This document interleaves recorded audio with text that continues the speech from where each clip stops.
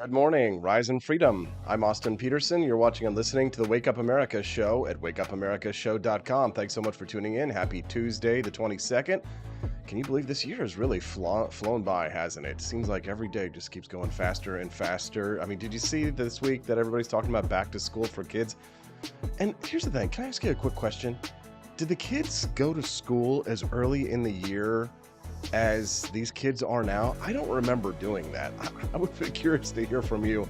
I always felt like school used to start after Labor Day, but it seems like they're starting them earlier and earlier and earlier to get them into these indoctrination camps. I don't remember going to school this early. Thanks so much for tuning in, and don't forget to click the like button if you like the show, and of course, click to subscribe to the channel if you're enjoying the content that you're watching this morning. Just a brief FYI this morning, so an update on our technical situation. I know not a lot of people care about that, but some people do. I do like to hear technical feedback from the show on how the audio quality is, any like glitches or things like that, because I don't have a crew. I do this all myself. So sometimes, well, we're in a live testing environment. So I do have a new audio board solution today to fix some of the issues that we've been having with some of the audio quality. So, mic too hot, mic too quiet, things like that. I do appreciate that feedback. It's most helpful, though, usually when you text it to the show, and you can text the show for any reason at 573-319-1586. That's 573-319-1586. We've got a killer show for you today. Joe Biden says that, he knows what it's like to go through the Maui wildfires. Not exactly. Sort of a weird comment by President Joe Biden, a tone-deaf Corvette joke during his Maui speech. We'll talk about that, as well as a strange statement from the White House spokesman that says that Joe Biden has been there since day one. Just kind of a string of unforced errors. Not only by the national government's response to the Maui wildfires, which have left hundreds dead and thousands missing, but also by the local government as well. We'll talk about that at the top of the show this morning. It's going to be a good show, and we're looking forward to sharing with you some of these clips and discussions that we'll have together. At 7:18 this morning, the Republican National Committee dropped the list of those who qualified for the debate, and looks like it's going to be pretty boring because Donald Trump's not going to be there. I mean, it would have been way more fun with the Trumpster there. And here's the question. Is he afraid of the debate? Is he too cool for the debate? Does he think he's too good for the debate? He's leading in all the national polls. I've been reading some of these fun conspiracy theories online that have been saying that he's actually too sick for the debates and that he's actually getting ready to go into Joe Biden campaign mode, where he's going to campaign from a bunker and send out surrogates to campaign for him because he's got mesothelioma or fibromyalgia or whatever it is that they get when they watch Fox News. Thank you, Cheeky Mayor. Did I get a haircut? It looks nice. Yes, I did. Thank you very much for noticing. We'll talk about the RNC debate this morning at 7:30 this morning. This is the biggest little story that no one is talking about. And it is about this case that I mentioned yesterday when I was talking about Neil Gorsuch possibly overturning the New Deal. Loper Bright Enterprises versus Raimondo. And the only people who are really talking about it are progressives and progressive blogs. So it's time for us to shine a little bit more light on it. This could be Justice Neil Gorsuch's revenge. And if you missed my discussion about it with an in-depth explanation about how Justice Neil Gorsuch may be getting ready to get revenge for his mother, who was the head of the EPA during Ronald Reagan's term, you need to go back and watch yesterday's episode at the top of the show. The first 30 minutes of it, absolutely epic. You don't want to miss that. But I'm bringing in someone today named Tommy Berry from the Cato Institute to give us an explanation for this Supreme Court case, Loper Bright Enterprises versus Raimondo, and how it may be a part and parcel of overturning major parts of the New Deal, which, I mean, of course, progressives are freaking out, which means that it's probably a good thing for liberty, wouldn't you say? So we're going to talk about that this morning with Tommy Berry, the Cato Institute. He'll get into the details of Loper Bright Enterprises versus Raimondo and what this could mean for dismantling the bureaucratic state. It's very exciting. We'll have this discussion this morning at 7:30, so about 25 minutes out. At 8 o'clock this morning, we're going to speak to Camellia Peterson about the Vivek Ramaswamy effect. Vivek Ramaswamy now leading Governor Ron DeSantis of Florida in national polls. Vivek Ramaswamy in a solid second place. What is the Vivek Ramaswamy appeal? Well, I think I know what it is, but I've got some clips that I'm going to play for you and some things that he has said that I think you're going to agree with. And then some interesting things that he said before he ran for president of the United States that will contrast with. It's going to be an interesting conversation. I'll set that up for you at 8 o'clock this morning. Camellia Peterson's going to join us on the show, and we're going to have an interesting discussion with her about the Vivek Ramaswamy effect. Is he a snake oil salesman, or is he the real thing? We'll talk to Camellia about that this morning at 8 o'clock. It's going to be an interesting conversation. You don't want to miss a single minute of that. Andy Opperman says Vivek has been doing all sorts of social media and crushing it in general. Yeah, no, it's true. I think Ron DeSantis definitely needs to take a page out of the Vivek Ramaswamy playbook. What do you think? Do you agree? What do you think? Send us a text. 573-319-1586. We appreciate you very much. Hope you guys are enjoying the new studio this week. It's been kind of exciting to get in here and run the show from the new studio. Yeah, I thought I set up the camera with the wide lens for you today, so you could kind of get a better idea for what it looks like. I can't move the camera, unfortunately, but and we've also got some exciting news for you for those who are interested in watching the debate on Wednesday night. Guess what? Now you have a reason to watch it because Stephanie and I are going to do a live debate reaction on Wednesday night. Yeah. I'm so excited. So now you have no reason to skip it. You've got to tune in on Wednesday night, right here on the channel that you're watching us on. We will be streaming the debate.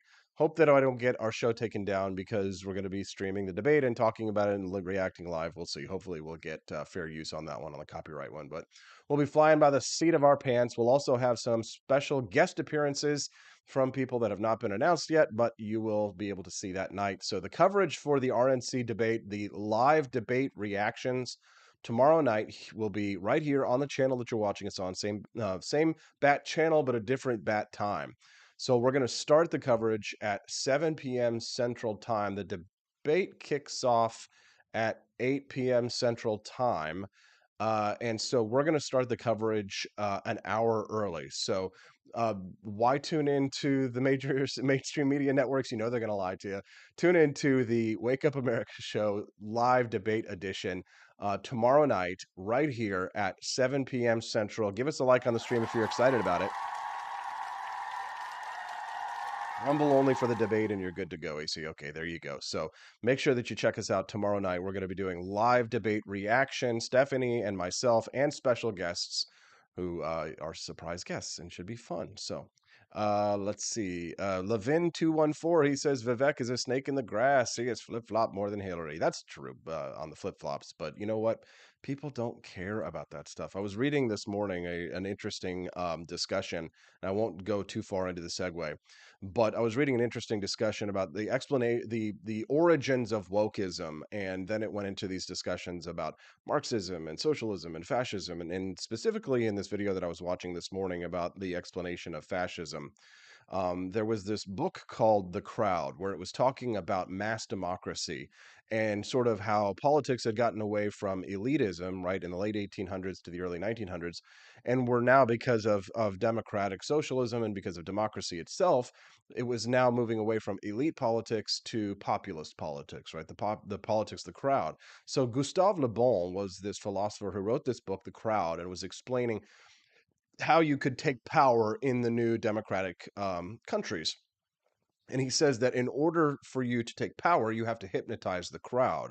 I think Vivek Ramaswamy has really mastered this. But here's what Gustave Le Bon had to say. He said that the masses have never thirsted after truth. Very true. Sad. They turn aside from evidence that is not to their taste, preferring to deify error if error seduce them. Whoever can supply them with illusions is easily their master. Whoever attempts to destroy their illusions is always their victim.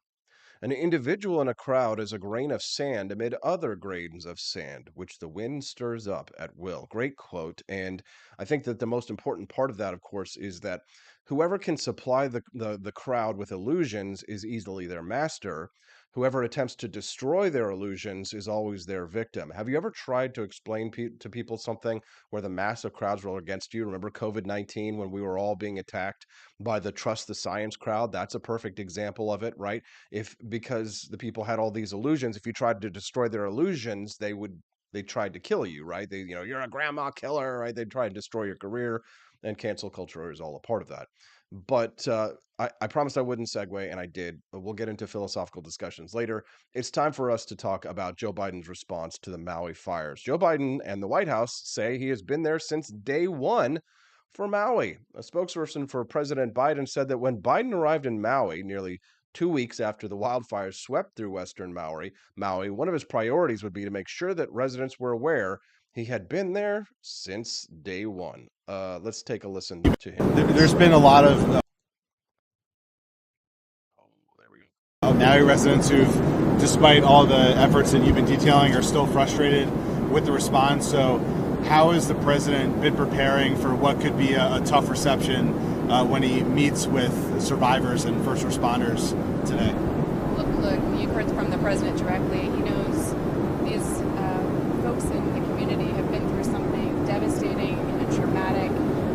Today he'll meet with parents who've lost children and children who've lost parents and first responders who saved others' homes while their own burned to the ground. So I think it's going to be an emotional day for everyone. And the president certainly intends to stand with them and make sure that he communicates to them that not only have we been there since day one, has he been there since day one, but as he said just yesterday, he intends for his administration to be there for Maui as long as it takes. He has been there since day one. Not only have we been there since day one, he has been there since day one. But the president and First Lady Jill Biden traveled to Maui just Monday after reporters had been pressing him about when he planned to make the trip to tour the historic town of Lahaina and the surrounding areas, which has been completely destroyed.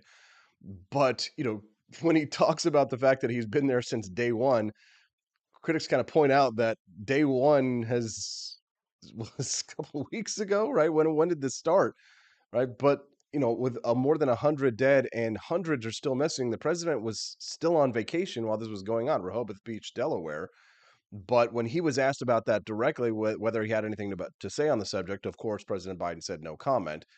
Then he's been all over the place. He smirked whenever people ask him questions about it, right? And then finally he decided, oh, okay, now that the public backlash has been so dire, we need to actually get out here to Hawaii. But let's not forget this, and this was pointed out by journalist Glenn Greenwald.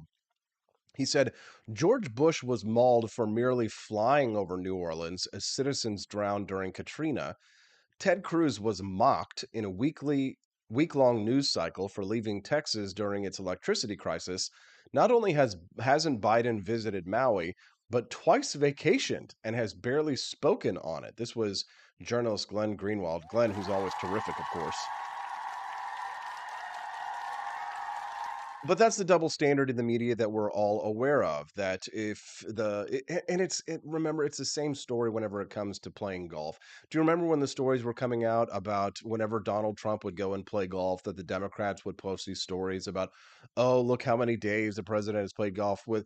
But in Joe Biden's example, he's actually been on vacation for something like 39% of his presidency. I kid you not. 39% since of his time since 2020 has been Joe Biden on vacation. Now, I get it. He probably should be spending all of his time on vacation at the old folks' home, but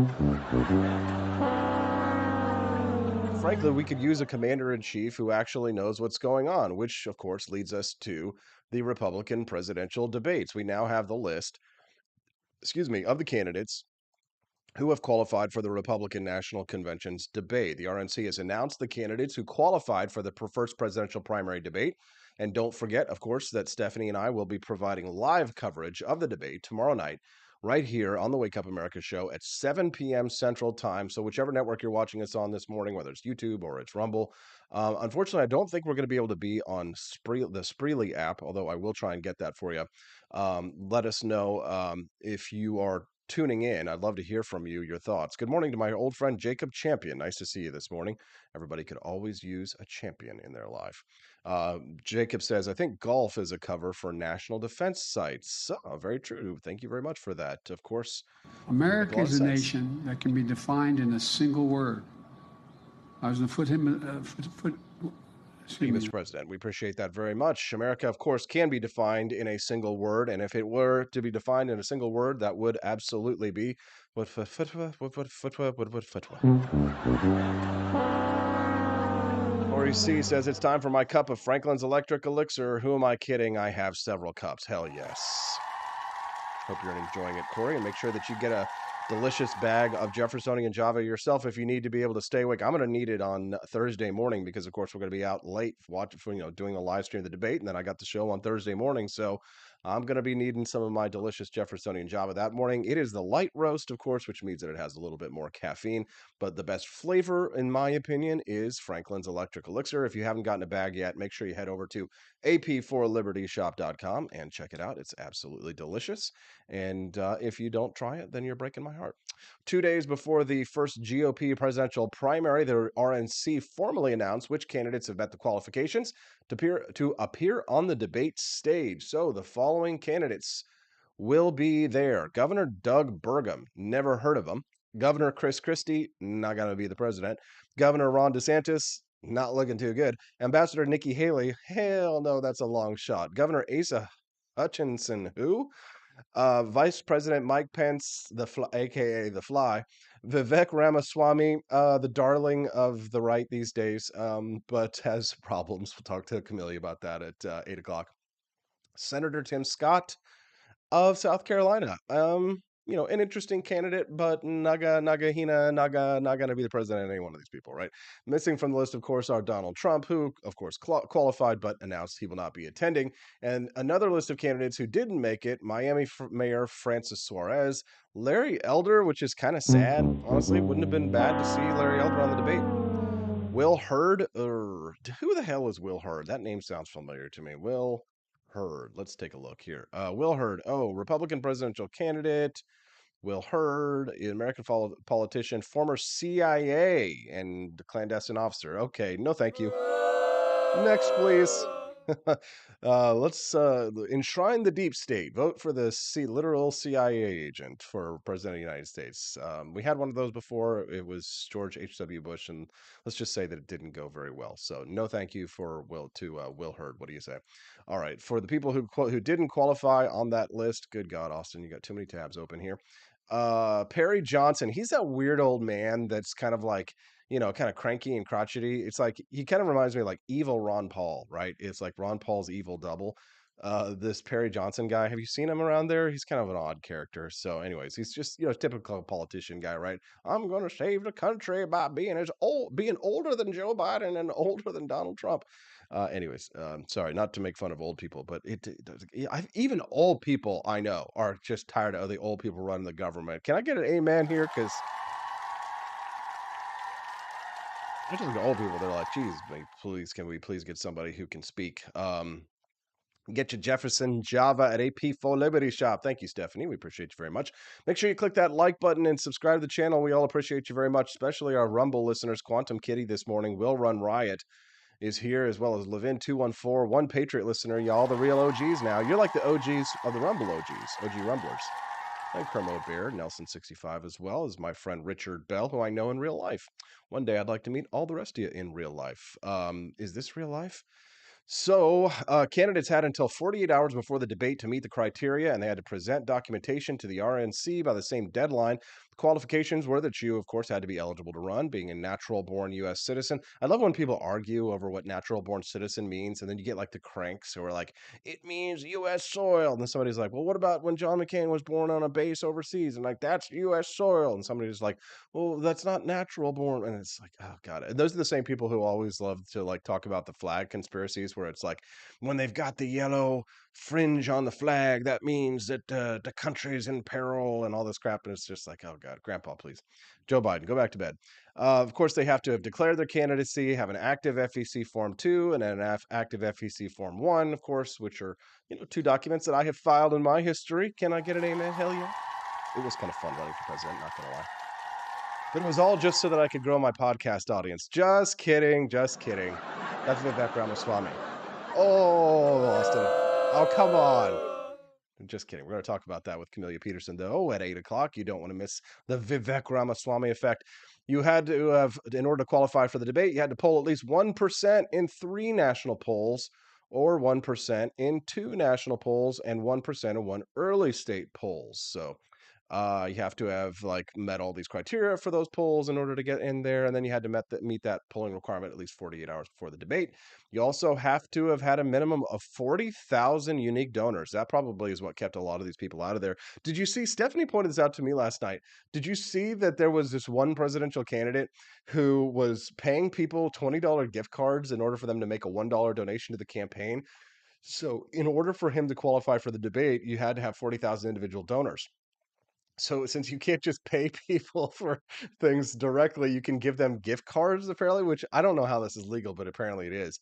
So in order to get that 40,000 threshold, he was giving people $20. If you made a $1 donation to his campaign, it would give you a $20 gift card. And I know Perry Johnson did this. This might be Perry Johnson I'm talking about, but his was like a $20 gas card.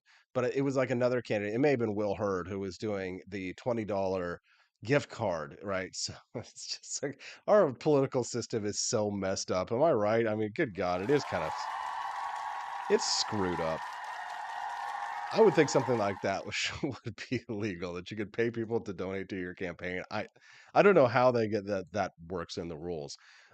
So anyways, obviously there's a lot of controversy around the debate, and mostly, of course, it centers on the person who is not going to be there, Donald Trump, who will be releasing a pre-recorded interview that he did with Tucker Carlson at the same time as the debate, which, of course, we're not going to be watching because we're going to be doing the live debate. Maybe we'll pull it in on the stream tomorrow night while the debate's going on. If the debate gets boring for whatever reason, Stephanie and I might pull it up and we'll react to that live as well. But at the end of the day, I think that Donald Trump should be there, don't you? I'd love to hear your thoughts. I mean, I know this whole, it can only hurt him and all this kind of stuff, but at the end of the day, I think it's bad for our country when candidates don't debate. That's my opinion. I think that there should probably be some kind of an eligibility requirement for office that you commit to at least one public debate in a primary and in a general election, at least one debate, because people deserve to know what they're getting, right? We have to elect the candidate to find out who's in it. All right, we've got a great guest coming up for a very exciting topic. Tommy Berry is going to talk to us about how Justice Neil Gorsuch may be about to get his revenge for his mother. What? What is this story? And he might overturn the New Deal. It's going to be an awesome topic. You're going to want to hear this. You don't want to miss Big Brain Time coming up next with Thomas Berry from the Cato Institute about Justice Neil Gorsuch's revenge. When we get back on the Wake Up America Show at wakeupAmericaShow.com. Donald Trump and I approve this message. Believe me, Austin Peterson is the best. He's got the greatest Wake Up America show I've ever seen. Whenever I tune in the mornings and watch the live stream, let me tell you, he has got the absolute best content. I love his guests. It's just a total blast to watch, and I highly endorse and recommend the Wake Up America show. It's terrific, believe me.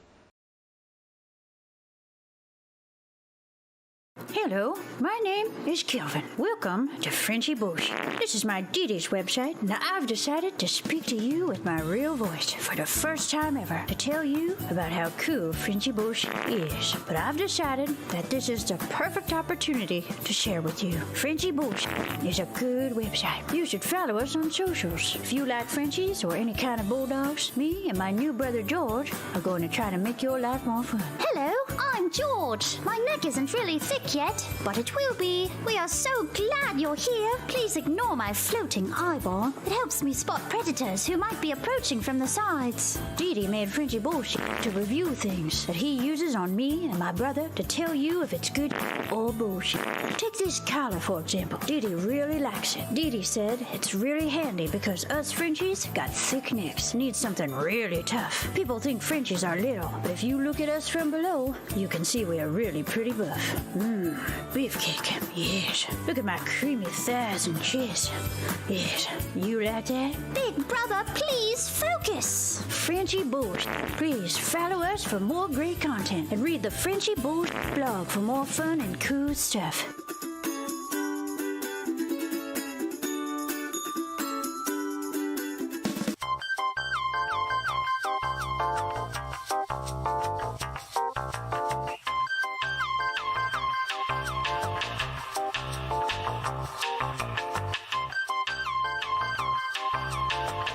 I'm a public defender. I am a public defender. I'm proud to be a public defender. 80% of Americans accused of a crime will get appointed a public defender. Everybody from a speeding ticket to capital murder. For every dollar we spend on public defenders, we spend $3 on prosecutors. Public defenders have to do pretty much everything on their own. Social workers, counselors. Investigating is another piece of it. The average public defender holds 300 cases annually. You never feel like there's enough time. Public defenders have health issues all the time. A lot of people give up and say, I can't do this work anymore. Gideon's Promise trains, mentors, and supports public defenders. There are a lot of people who say that they would not still be public defenders, but for Gideon's Promise. It's fueled me to continue on in this fight. Gideon's Promise has changed the face of public defense. People see us as troublemakers. Good trouble only. We don't make it easy. It should not be easy to take away someone's liberty.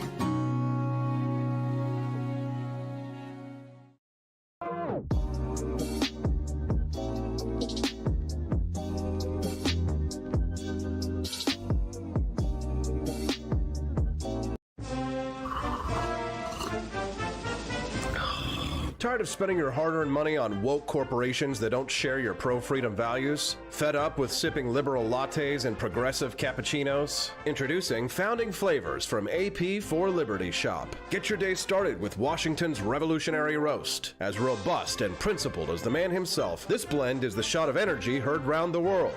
Or maybe you want to taste the fervor of freedom with Adams's Patriotic Perk. It's as dynamic and balanced as the U.S. Constitution, sure to awaken your spirit of liberty. For the aficionados, we've got the Jeffersonian Java, a complex mix of flavors that speaks volumes about your refined tastes. And don't forget Betsy's Liberty Lullaby, our decaf option, crafted with the same care and dedication Betsy Ross put into our Star-Spangled Banner. This blend lets you enjoy the taste of freedom anytime without losing sleep. No woke beans here, folks. Just pure, patriotic, pro-freedom flavors brewed with love for liberty. So why compromise your principles for a cup of coffee?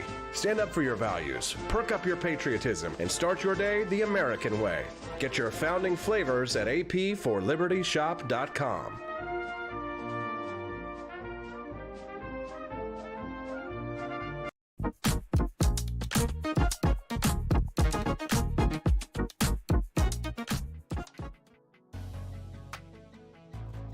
Good morning, Rise and Freedom. I'm Austin Peterson. You're watching and listening to the Wake Up America show at wakeupAmericaShow.com. Glad to have you here bright and early. Hope you're all enjoying a delicious cup of Founding Flavors coffee.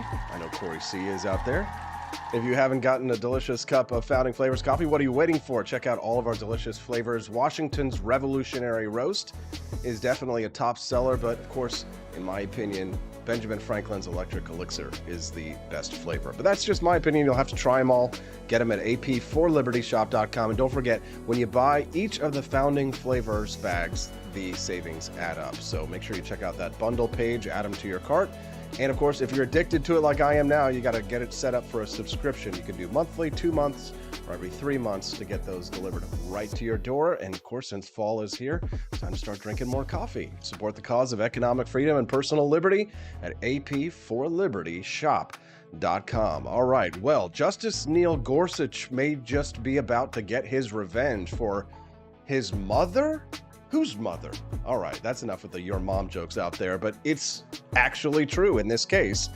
Justice Neil Gorsuch's mother was the head of the EPA during the Reagan administration, and she was very unceremoniously drummed out of her position in government. And if you read her memoirs, which I'm very excited to read this upcoming week because I just found out about this story, apparently Justice Gorsuch thought that she shouldn't have stepped down. But there's a bigger story behind all of this, and this is the dismantling of the bureaucratic state, which may begin to unravel hinging on one Supreme Court case. Joining us now to discuss this case is Thomas Berry. He's a research fellow in the Cato Institute and the editor-in-chief of the Cato Supreme Court Review. Good morning, Tommy. Thank you for joining us. Good morning. Thanks for having me on. So give us a little bit of background here on this case. Not a lot of people are talking about this, Thomas, but when I see progressive blogs freaking out about the New Deal possibly being overturned, that gets this libertarian excited. What's the story here? Sure. So this is a case called Loper Bright versus Raimondo. It's a challenge to, sounds very exciting, herring fishing regulations in the Atlantic fisheries. Some people, if they've seen the movie Coda about the deaf fishing family, these regulations were actually played a part in the plot of that movie.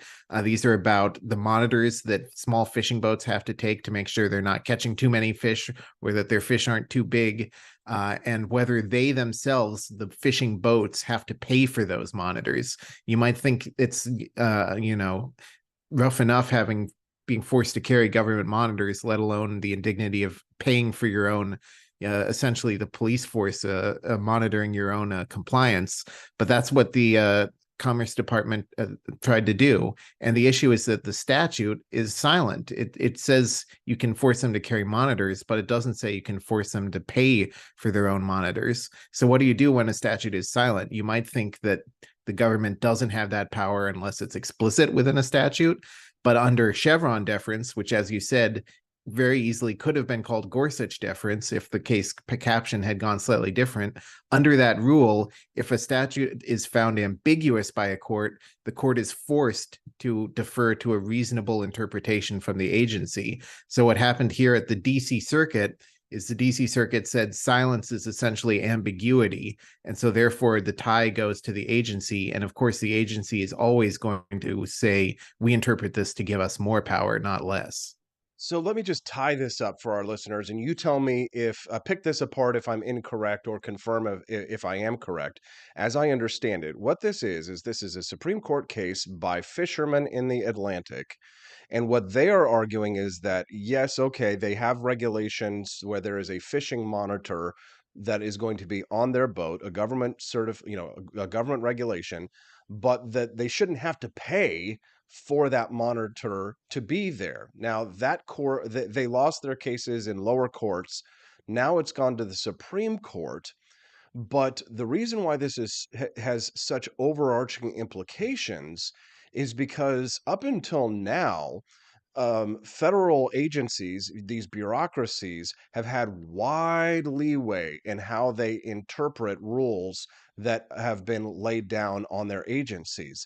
But what Justice Neil Gorsuch may be about to do is to take the power of these bureaucracies to essentially write laws to a certain extent away from these bureaucracies, which would sort of gut the rulemaking or lawmaking power that many of these bureaucracies, the DEA, the ATF, the EPA, the USDA, to take away their power to set these rules and regulations and fines, essentially, or fees, if you will, on top of businesses. Is that correct?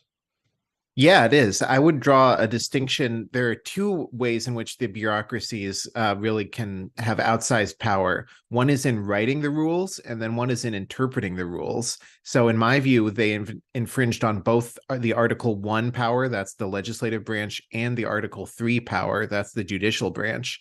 And the way to think about Chevron is that's really about Article 3 power. So what this case really digs down into is even after the statute has been passed, even after a rule has been written, then you have judicial questions. Is this rule allowed or not? And that's traditionally, you would think the Constitution says all judicial power is vested in the judicial branch. And yet here, when you defer to an agency, what Gorsuch and others, I think, have convincingly argued is you're essentially giving judicial power to the executive branch. So explain it to me like I'm 5, Thomas. I was a musical theater major, but I did run for president, so I know a thing or two, but I am not a genius. If I'm correct here, this would scale back the regulatory power of these agencies dramatically. Is that correct? That's absolutely right, because what they've been allowed to do with Chevron deference is every close call goes in the agency's favor. So courts are very, like everyone in any job, people have to realize judges are just people, and people always like things that make their jobs easier and less work. And Chevron deference gives judges less work. They don't have to dig down. When they get a tough question, they don't have to spend another week digging down. They can just say, this is close enough to a coin flip that it's ambiguous. And that's one of the big problems, is that no one really knows how to define ambiguity. But if it's anywhere close, most judges will say it's ambiguous. We're going to just defer to what the agency said. And that doesn't really make sense, because okay, perhaps agencies have some expertise in the subject matter. They know about fish, but that doesn't mean they know about judging. That's specifically what judges, Article 3 judges, are supposed to be confirmed to have: legal skills, in statutory interpretation skills. And that's what, kind of surprisingly, the executive branch has been allowed to do for 40 years since Chevron was decided, is put their own interpretation of the statutes that decide their own power. This is big stuff. If you're just tuning into the Wake Up America show, good morning. My name is Austin Peterson. We're glad to have you here. Make sure you click like on the channel that you're watching us on to help fight against big tech censorship, beat the algorithms, and help spread the message of economic freedom and personal liberty, which is what I'm all about. And of course, my guest, Thomas Berry from the Cato Institute, is as well. We're talking about a Supreme Court case that could have a massive impact on the bureaucratic administration state, or as many people are calling it lovingly these days, the deep state. We're going to talk about this in a little bit more detail now as we head into what we like to call big brain time here. Now, Thomas, the article that caught my attention about this yesterday was written by a progressive journalist by the name of Tom Hartman. His article title was "Neil Gorsuch is Preparing His Revenge, Gutting America's Protective Agencies." And he paints this in, quite possibly hyperbolic terms, maybe or maybe not. And that's really what I want to have you clarify for us, is that Hartman writes in his piece here that one, that he tells the story of Justice Neil Gorsuch's mother, who was the head of the EPA, who dialed back their powers and their budget to a massive extent, which was quite fascinating and I wasn't aware of until yesterday. But Hartman writes in his piece, if they pull it off, they could destroy the ability of the EPA to regulate pollutants, the USDA to keep our food supply safe, the FDA to oversee drugs, OSHA to protect workers, the FTC to regulate monopolies, ATF to regulate guns, the Department of Labor to protect workers' rights. Obviously, he paints these in very, hyperbolic, massive, like overarching terms. But is there a grain of truth there? I mean, would this have as big an impact as the progressive left and even some on the progressive right are claiming this could have? It would have a huge impact, but I think, taking a big picture point of view, it's important to stress that this isn't just about conservative versus liberal, big government versus small government. I see this in the longer term as about judicial branch versus executive branch. So 40 years ago, the policy roles were reversed. The Reagan administration, Gorsuch's mom, were deregulating. They were initiating conservative policies, and they wanted deference from a mostly liberal judicial branch. And so 40 years ago, Chevron deference was seen as a conservative doctrine. Justice Antonin Scalia was one of its biggest champions, and that was mostly just a kind of an idea of the ends justify the means. It allowed deference to a conservative president. So right now, under a Democratic administration, yes, Chevron deference allows deference to bigger government policies. But I think in the longer term, it's not about, do you want, conservatism versus liberalism? It's, do you want the judicial power to be in life tenured judges or in bureaucrats, who are neither elected nor often even appointed by the president, and certainly don't have the same remove and sort of training in dispassionate legal analysis that the judiciary branch is supposed to have. Thomas, when are we supposed to have this case be decided and figure out the outcome of this? Yeah, so it's going to be argued sometime this term, likely after the new year, sometime between January and April, and then it, like all cases in the terms, sometime by the end of June. You don't know any more specifically than that, but the court always gets everything off its docket by the end of June. So June 2024, we should know. Thomas, you work at the Cato Institute. I imagine we probably agree on 80-90% of things. We're a very libertarian talk show in the morning. Are you excited about this? Absolutely. I think it's the biggest case of this term. And you're absolutely right. It's not getting enough attention. Chevron deference tends to be something that people see as wonky, as something only lawyers care about. But anybody who cares about democratic theory, who cares about, will questions that affect them be decided by a life tenured judge or by a political leaning bureaucrat in the executive branch, everyone should care about these. And as we say in our amicus brief, supporting the fishermen, it's really about due process, because when a thumb is put on the scale for the person the side you're opposing, that's not really that's not a fair and impartial judiciary. I see that several favor of this. With the conservative majority on the Supreme Court, how confident are you at this point that we could see this happen? Noting the legal views of Gorsuch are, fairly different from that of Kavanaugh.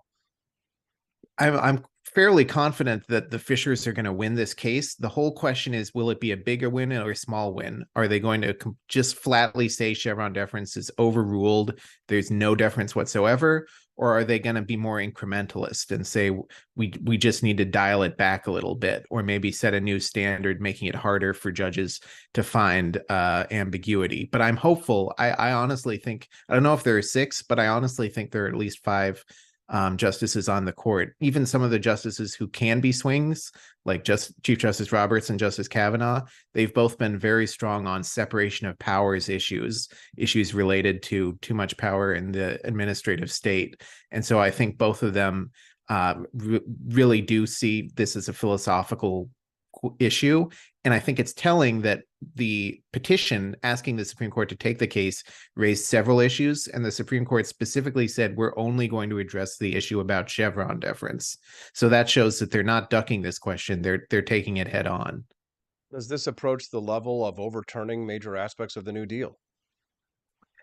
I think it would come a bit close to that. In my view, the doctrine that's even more core to the New Deal is the so-called non-delegation doctrine, which perhaps you've talked about on other shows, which is an even bigger problem of the legislative branch being able to punt to the executive branch through overly vague laws. So this wouldn't be quite as important as non-delegation, but I would say Chevron is second only to that in terms of reining in the administrative state. It's very exciting. I mean, it's got me kind of sweating and hot, but that might also be the caffeine from my delicious Founding Flavors coffee, which we sell exclusively at apforlibertyshop.com. Thomas, is there anything else? I'm a good capitalist, as you can see. Thomas, is there anything else surrounding this case, or maybe just anything in general that you'd like to plug or share with our listeners today? Oh, well, if people are interested in the most recent Supreme Court term, they should tune in to our webcast on September 18th, day after Constitution Day. We're having a conference, and we'll be releasing the Cato Supreme Court Review, which, as you said, I'm editor-in-chief of. And you can both read and watch panels about all the big decisions from this past term, about affirmative action, Indian Child Welfare Act, all of the big ones that were in the news. You'll see a lot of the top law professors from across the country lending their insight and putting them in perspective. It is Tommy Berry, research fellow at the Cato Institute for Constitutional Studies, editor-in-chief of the Cato Supreme Court Review, and his very first time on the show. This is very exciting stuff, Tommy. Thanks very much for getting up so early and joining us to help educate our audience on this very important Supreme Court case. We appreciate you. Absolutely. Thanks for having me. There you go. What do you think of Tommy Berry? Send us a text at 573-319-1586. That's 573-319-1586. I'm excited about this, guys.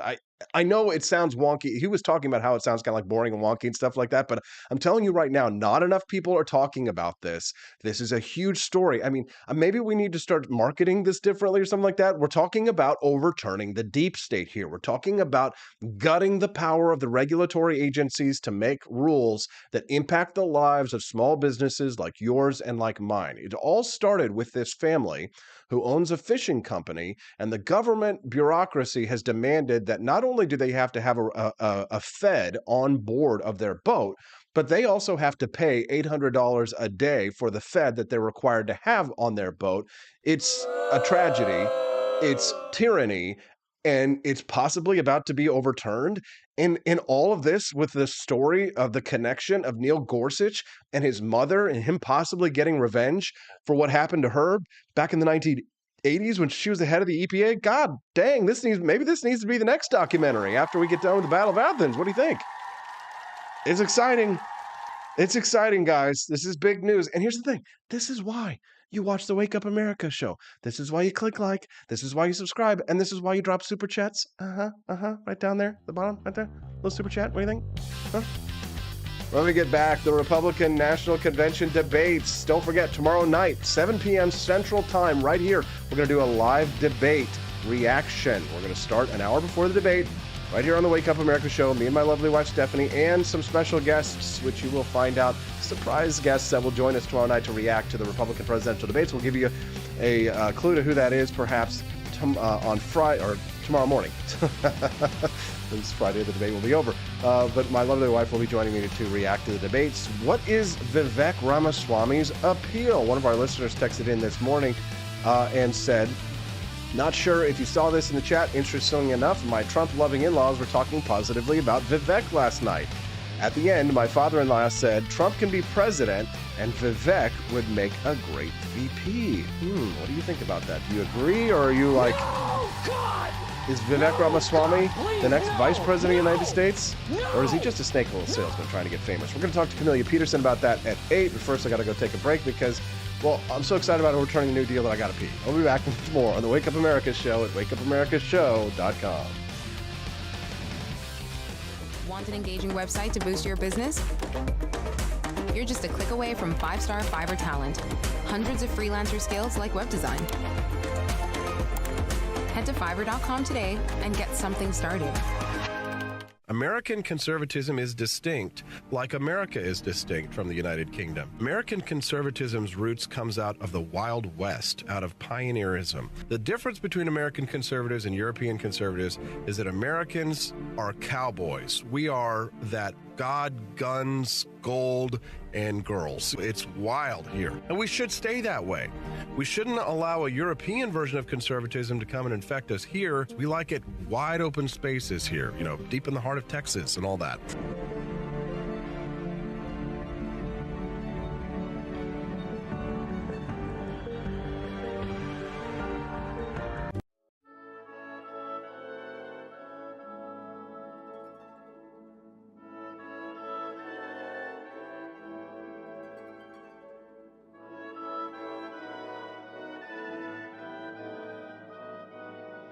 Hey there, it's your favorite Vice President Joe Biden. I wanted to talk to you today about the Wake Up America show, the best source for all your political news and commentary.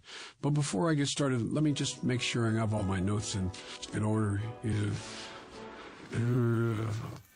Okay, where was I? All right, the Wake Up America show. It's a great way to stay informed and make your voice heard. Boy, what was I saying again? Oh, right. The Wake Up America show. It's important that we all stay engaged and knowledgeable about what's going on in our country and, the thing. But hold on, where was I going with all this? Oh, yeah. The Wake Up America show. It's a fantastic resource. And if you really want to make a difference, man, you can sign up to be a monthly donor at wakeupAmericaShow.com/support. Now, where was I? Oh, that's right, the Wake Up America show. So if you want to stay woke and support a great cause, head on over to wakeupAmericaShow.com/support and sign up to be a monthly donor today. And if you're feeling generous, you can even give a donation in my name. Thanks for listening, and keep on keeping on, America. Come on, man.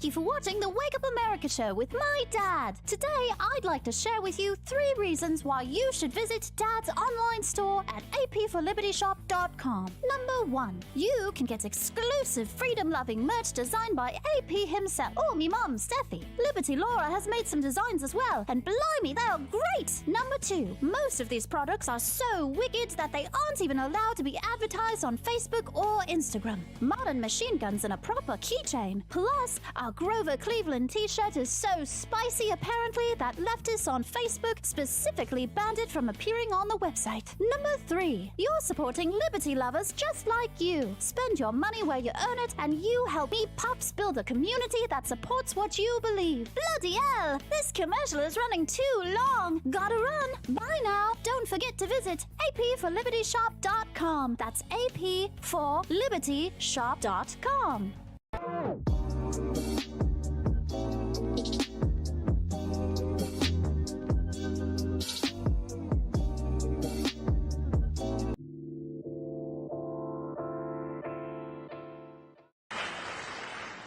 I don't want to compare difficulties, but we have a little sense, Jill and I, what it's like to lose a home. Years ago, now 15 years ago, I was in Washington doing Meet the Press. It was a sunny Sunday, and lightning struck at home on a little lake. It's outside of our home, not a lake, a big pond, and hit a wire and came up underneath our home into the heating ducts, the air conditioning duct. To make a long story short, I almost lost my wife, my 67 Corvette, and my cat. But all kidding aside, I watched the firefighters, the way they responded. You know, there's an old expression. I grew up right across the street from a fire hall in Claymont, Delaware. And the expression... What the hell was that? That was your president of the United States, ladies and gentlemen. America Good morning. is a nation that can be defined in a single word. I was going to put him... Welcome to the Wake Up America show. I'm Austin Peterson, your host. We're glad to have you here. If you're just tuning into the show right now, good morning, welcome.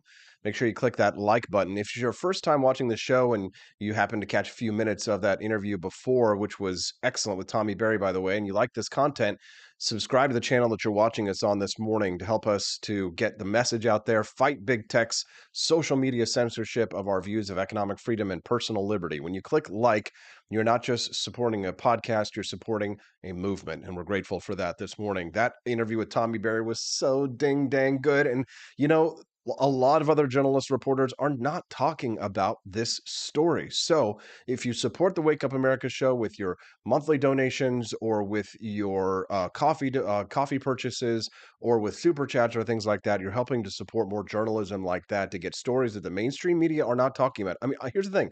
I dare you to go to Google right now and to type in that Supreme Court case and try and find major news stories talking about this.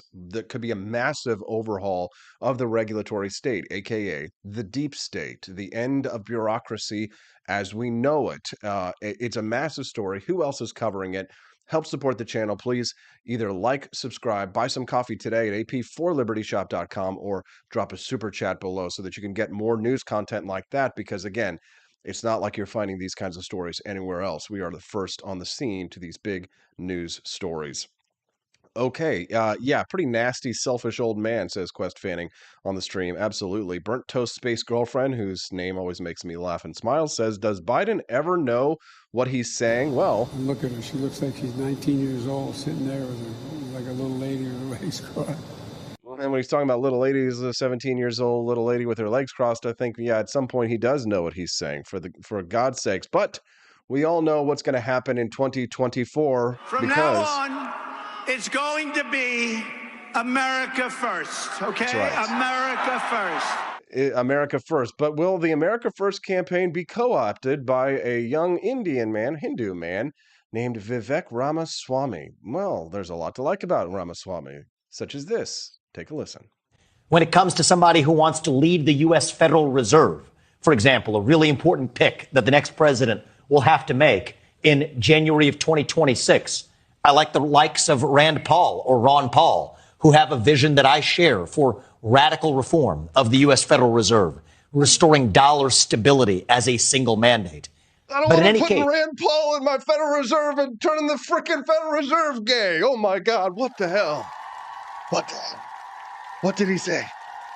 They're going to put Rand Paul at the head of the Federal Reserve? Vivek. Oh, Vivek Ramaswamy. Oh, Vivek Ramaswamy. Hold on. Wait. Let me make sure we heard that correctly. One more time. Oh. Whoever it is in a cabinet position, it is going to have to be somebody who shares my commitment to an originalist understanding of the concept today. When it comes to somebody who wants to lead the U.S. Federal Reserve, for example, a really important pick that the next president will have to make in January of 2026, I like the likes of Rand Paul or Ron Paul, who have... Oh my God. Oh, everybody, don't panic. Don't panic. Stay calm. Oh, Vivek. Oh, Vivek Ramaswamy. Oh, there it is. It's the Vivek Ramaswamy effect. Welcome to the Wake Up America show. Things do get weird a little bit sometimes here, but we have a lot of fun.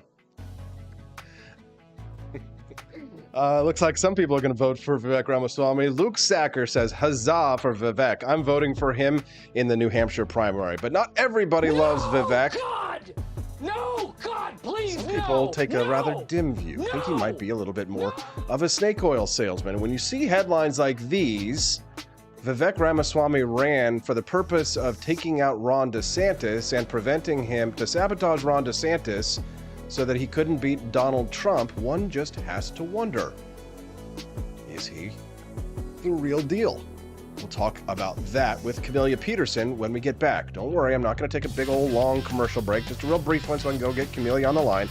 And we'll be right back with her to talk about the Republican debates tomorrow night, which we're going to do a sneak preview of live, or not sneak preview. We're going to do a live debate reaction tomorrow night here on the show at 7 p.m., so you don't want to miss that. Come join us with all of the Freedom Friends live tomorrow night at 7 p.m. Central right here on the Wake Up America show. Now we're going to do our sneak preview with Camellia Peterson and talk about the Vivek Ramaswamy effect on the Wake Up America show at wakeupAmericaShow.com. We have to force behaviors, and at BlackRock we are forcing behaviors. Mao ordered his citizens to throw off the four olds. Old thinking, old culture, old customs, and old habits. So, your whole life went in the garbage overnight, no biggie. And those who resisted were attacked by an army of purifiers called the Red Guard, who went around the country putting dunce caps on people. Yeah, who didn't take to being a new kind of mortal being. If you don't force behaviors, whether it's gender or race or just any way you want to say the composition of your team, you're going to be impacted. Well, things haven't been so sweet for Ben & Jerry's after the company posted an anti-American tweet, a few of them, on the 4th of July. The ice cream makers declared the United States was founded on stolen indigenous land. Well, someone should tell Target that, because they're now selling swimsuits with tuckums in the women's section of the store. And they even have a line just for kids. Yeah, we're going to reach out to Ben & Jerry's and ask them how they can live with themselves as they operate a multi-billion-dollar company on stolen land while declaring other people give up their so-called stolen land. This is the child section. This is literally the kids section. I'm next to a literal onesie that says whatever the hell that means. We have "Glad You Came Out" and "I'm so happy that you're queer" in the kids section. Are you kidding me? I'm sorry, but pride and toddler don't belong in the same sentence. Good news! Starbucks will offer its workers reimbursement of travel expenses related to accessing abortion and gender-affirming procedures. Kyle Rittenhouse was seen wearing a Black Rifle Coffee Company shirt, and they wanted to distance themselves from that individual. Key employees at the company also were donating to Democrats. Hafer doubled down on throwing many in his base under the bus, describing them as racist and a repugnant group of people.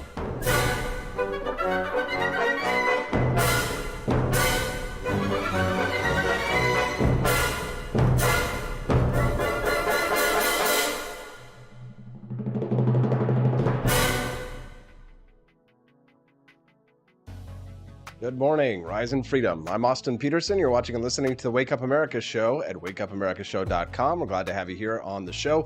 Make sure that you click that like button. It really makes a big difference. I know it's such a small thing, but it helps us to fight the algorithm and to get out in more people's feeds so we can spread this message. And we've been talking about some exciting news this morning. A possible overturning of major aspects of the New Deal. Justice Neil Gorsuch possibly getting his revenge for his mother who gutted the EPA in the 1980s, but then who was unceremoniously kicked out of her position. Now we may be looking at overturning the deep state. These kinds of stories don't happen anywhere else. So why don't you subscribe to the channel that you're watching right now so that you can get ahead of some of these big stories which nobody else is talking about. It only happens right here on the Wake Up America show. Are you a Vivek Ramaswamy fan? Well, a lot of Trump supporters are these days. They even think he might make a good vice presidential candidate. But who is Vivek Ramaswamy really? Not everybody thinks that he is as great as some people say he is. Even though we just watched a clip where he said he'd put Rand Paul in charge of the Federal Reserve. Listen, I'm a little bit older. I'm getting more jaded. Whenever somebody tells me something that sounds exactly like the kind of thing that I want to hear, even though it doesn't really make logistic sense, I start to get a little suspicious. I'm not superstitious, but I am a little stitious, and I think my next guest is as well. The lovely Camellia Peterson joining us live for the WWE match on the debate stage. Good morning, Camellia. How are you? Good morning. I'm very well, thank you. Yeah, politics is like professional wrestling. They act like they're rivals out in public, but behind the scenes, we all know they're friends shaking hands, aren't they? Yeah, there's a whole lot of a new term I've learned in the last year, kayfabe going on. You know, it's like kayfabe. Explain that one for us. What is that? That's a $50 word. That is that's kind of like the acting part of this. I know. It's real. I know. Forever all my WWE friends, I know it's real. Like Jack it's Hunter, still like real Don to me, Thomas, don't come after me. Scott, like. But you know, there is that drama to it that's a little understood and put on that makes it a little Did more you know exciting. that John Stossel actually got assaulted for saying to a professional wrestler that it wasn't real? Did you know this? No. Yeah, I kid you not. So I found the clip. Hold on, let me grab it real quick and play it for the audience because like back in the 80s, like most people did think that professional wrestling was real. That they didn't know that it was like all like just entertainment. And so it's not completely fake. I mean, it's like, well, yeah, they're doing acrobatics, right? It's very much like, but it's for entertainment. Hold on, I'm going to play that clip real quick for the audience so they can see this. This is great. In the wrestling John ring Stossel led to this real-life brutality. I think this is fake. You think it's fake? What's that? Is that fake? Huh? What the hell's wrong with you? That's open hand slap, huh? You think it's fake? You come boom! Huh? Look at that. What do you mean? John Stossel slapped in the face there by Jerry Lawler. Yikes. Oh my gosh. Lawler, okay. Jerry Lawler, yeah, got slapped in the face twice by Jerry Lawler for saying that it's fake. So anyways, Camellia, Vivek Ramaswamy, is he real or is he fake? I don't know. Come on, commit. He appeals, I think, to people like us because he's got that very nerdy, like he knows what he's talking about. He knows his history. He knows the philosophy. He appears to have the right principles, and he talks about the right people. He's gone to Libertarian Party events, Pork Fest. He talks about Ron Paul and Rand Paul and ending the Fed and all of those kind of things. But he also, like, even more than that, he does it in a way that it's coherent, and he knows how to turn an argument in an interview. Like, he can take an interview and they can like try to pin him down on something, and it is just like it's a sight to behold to watch him respond to interviewers who are thinking they're like, gotcha, and he's like, well, not really. So I think, I want to believe that that's real. I don't know. There's a whole lot of other factors, I think, that have come into play. It appears that he's kind of wanted to get himself on the national stage for a while. Explain that, will you? I had not realized, kind of in his journey into the public eye, that he had had signed a deal with the Daily Wire almost 2 years ago now, and so they had a whole deal in the works where he would do a show, and in fact, they had even taped several test runs with various staff members. And I think that eventually they let him out of the contract because he had decided to start a firm called Strive and kind of build that as an anti-woke asset management firm. Because part of why he rose in the public eye was he wrote a book called Woke Inc. And so, he's really been, in a lot of ways, that's the other thing, is kind of a conundrum to people like us, is like he's really been riding this culture war wave, but at the same time also talking about all of the things that we like too. So it's one of those things, is like, it seems a little too good to be true. Sure, But yeah. he's also made some mistakes. I mean, our friend Shoshana Weissman who works on a lot of public policy things, does not have hardly anything good to say about him, because I don't know the details of which policies he's come after her on, but he also at one time had his campaign had quoted something about like it was an endorsement from the Federalist Society, like they were quoting from a site. And it really wasn't. It was his own summary, his own bio summary that he had submitted to the Federalist Society. So he's like quoting himself like it was an endorsement from the Federalist Society. So, maybe things like that are dumb mistakes. Maybe they're not, intentional. I don't know. But I do know that a lot of people wonder, because the Daily Wire, so Jeremy Boring, said that he thought he was a great guy. Things went well. They let him out of the contract. No hard feelings. There were some people who were on the staff, though, that said that it felt like Ramaswamy was too scripted, too much like a politician. And I know Gene Evans, who is the former executive director of the GOP in Missouri, as up until January 2021, posted the other day on Twitter. She said, she's like, "What's the deal? What's the appeal with Vivek Ramaswamy?" She's like, "I don't get it." And I think that's part of it, is like, she's been in this a long time, so for her, she probably sees that it all seems a little too good to be true, a little too polished. And so she questions it. Yeah, it reminds me a little bit of Robert F. Kennedy Jr. without all the conspiracy theory stuff, right? But I really think Vivek Ramaswamy has started to grow on me, because he does such a good job countering the left, that it's very enticing, right? And it's exciting to see a young person succeeding in national politics. But his background is a little bit shady, and I want to get into that in just a moment. But perhaps even shadier is, I see this story from Scott Moorfield, where he's talking about an ABC News piece that quoted a column that he wrote, because the ABC News piece basically confirmed what Scott Moorfield has been saying, that one of the key motivations for Vivek Ramaswamy's presidential bid is just to stop Ron DeSantis to make way for Donald Trump. What are your thoughts on that? Right. Well, yeah, right. And when he had a call with several people that he was discussing, a potential run with, that's how he billed himself, was as a way to try to keep DeSantis out of the race. And there for a while, especially in the first part of his campaign, people were talking a lot about, well, he's just running for VP for Trump, because he talked a lot about supporting Trump.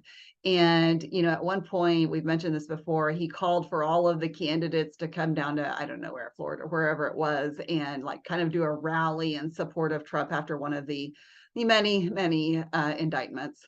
And so there has been there at least was in the beginning, this feel that he was sort of running for, second place, really. I don't know, he did a pretty lengthy interview with Barry Weiss, and it was good. I liked a lot of what I heard. And she asked him, about that. And, in typical Vivek fashion, he spun it really well and insisted that he was really in this to win the presidency and, not to support anyone else. And he has seemed to sort of like backpedal on that a little bit as far as the overt Trump support. But I don't know. Yeah. Well, if you're just tuning in to the Wake Up America show, good morning. I'm Austin Peterson. We're glad to have you here. Wherever you're tuning into us this morning, if you're enjoying the content, make sure that you click like and subscribe to whichever channel you're watching us. We are streaming live on Twitter, Facebook, Rumble, YouTube, Spreely, and pretty much everywhere else. So make sure that you click like. And it's easy to retweet something. If you're on Twitter, for example, and you like the content, make sure you click retweet on the stream that you're watching us on this morning so more people can get the message out and you can help us to fight the algorithm. We're speaking to Camellia Peterson right now about the Vivek Ramaswamy effect, but we're going to switch a little bit right now, segue towards the presidential debates, which are occurring tomorrow night. Not to be too negative or anything, Camellia, but without Donald Trump, it doesn't really seem as if this presidential debate has any oomph. I mean, it's a big gaping hole he's leaving there, isn't he? Sure. I was trying to think, did he do debates in 16 in the He primary? did do debates in 2016 in the primary, but not in 2020. Okay, maybe that was what I was thinking of. Yeah, I don't know. We've talked about how that there's really not an advantage for him to do the debates. It's not necessarily going to help him in any way. In fact, it might do more to hurt him. But I do think that there are some people who are not necessarily, they're Trump supporters, but not necessarily the really diehard Trump supporters who are disappointed that he's choosing not to do that. It would certainly be more entertaining if he would. And a lot of people I saw comments even this morning in the chat. People are like, I'd rather, hear, I can't remember who said it, but they were saying, I'd rather see, them go on, long form podcasts like Joe Rogan and things like that, rather than do a debate, because a debate doesn't really, tell me anything. I disagree with that a little bit, because I do think that the debate stage kind of gives us an opportunity to see how candidates will respond under some pressure and in having to respond to other people who are taking shots of them, in person and live, as opposed to being able to respond later. Somebody says something about you and then you respond later in the media or whatever. And that's an entirely different thing. You kind of have time to consider your answer. But sometimes when they have to answer more spontaneously, I know there's a lot of debate prep going on, and that there was all this business that the DeSantis camp accidentally linked their prep notes. I don't know. But there's, even with that though, they can't script everything. So I think there's value in that. Have you been following the conspiracy theories that Donald Trump's too sick to debate? I saw that they were saying things like he has congestive heart failure, or I don't know what else. There were some other things I saw in there, and I take that with a ginormous grain of salt. I mean, yeah, I do too, but there's, he doesn't need to debate is one reason why he might not be debating. He can't debate is another one. Also, he's got so many legal woes and challenges right now. His lawyers probably told him that he might incriminate himself in a presidential debate. Well, yeah, and I think that's probably the most legitimate possibility of everything is that it's that reason. And I think this is what frustrates me more than anything else. It's what frustrates me about these people like Mike Lindell, and is that people who feel they feel like they were betrayed. They feel like that they cannot trust our election system. They feel like that they were wronged, and they still, when they think the election was stolen. But the thing is all of these things went to all of these courts with Trump appointed judges, and there was just never enough evidence to move it forward. But Trump has continued this on so long that all of these campaign donations that are coming in are funding his legal fees. Now, do you think that he's helping fund the legal fees of the other 19 people who have been indicted along with him? Of course not. But Matt Schlapp of CPAC says that we all need to unite and fund Donald Trump's legal fees because if we do that, then we show solidarity in how we're going to fight the left, and it shows that we're not going to let them engage in lawfare against us. Okay, well, it's going to work this time, right? But if that were true, then they'd be funding the legal defense of these January 6 people. But we don't see him doing that so much. Yeah, right. I mean, he had opportunity while he was still in office to do something for those people. And he has had opportunity to speak out for them. I don't know that I've heard one time of him publicly speaking in defense of any of those people, including, like the grandma with cancer that they threw in jail. I mean, like stupid stuff like that. I mean, were there people who probably needed to be prosecuted for justifiable harms to, property or whatever it was, and physical harm to people? Of course. But they seemed like they went after grandmas and people who just like showed up, and they probably were in the wrong place and they shouldn't have been there, but let's prioritize, and they haven't done that. But I just, the whole thing frustrates me because it feels like a gigantic grift on good, hardworking people. And by the way, Mike Lindell was in Missouri not too long ago, along with Laura Loomer, and lots of Flynn and lots of other love people. Laura Loomer. You and God. Laura Loomer, man. Yeah, no. So, but the thing is, like, he was going to show the solution. This was it. This is going to fix the elections. And do you know what it was? It was drones that you could fly over election sites that would detect whether or not they were connected to the internet. Like, what the hell? Come on. Like, how do people fall for this stuff? And I do think that after that, because the reporting on it, said that after that the audience was asking questions. And I think that some people who, have been believing, like, are starting to say, people sometimes, but you can't fool all the people all the time. I don't know. It is like bread and circuses anymore, it seems like. And the sad thing is that they play to what people want. I mean, this is human nature. Because it's like that quote that I posted earlier from that Gustave Le Bon, like the madness of the crowds, right? And it's easy to manipulate people because rather than to kind of give them facts that dispel their illusions, you weave emotions and illusions together so that you're telling people exactly what they want to hear. Because if you try and dispel their illusions, then the crowd will take swift action and punish you. I mean, the people who have the most amount of clout in our politics are the ones who have learned the wisdom of Machiavelli's The Prince, and who are putting into action these principles in order these tactics in order for them to gain power. And the problem is people like ourselves keep blowing up our spots with our honesty and our truth and putting out our public persona as we truly are. And have you started reading that book that I've given you, that I recommended to you, 33 Strategies of War, yet? I haven't started it yet. No. Okay, it's time, because you're now a full-time political activist. I do need to. Yes. Yes, and in order for us to put our principles in place, Camellia, we're going to have to accept some uncomfortable truths about the realities of the political system that we find ourselves in. In order for good people to get ahead, we're going to have to learn the art of war. Is there anything else, Camellia, about the debates, about the presidential candidates? We haven't mentioned Ron DeSantis in this.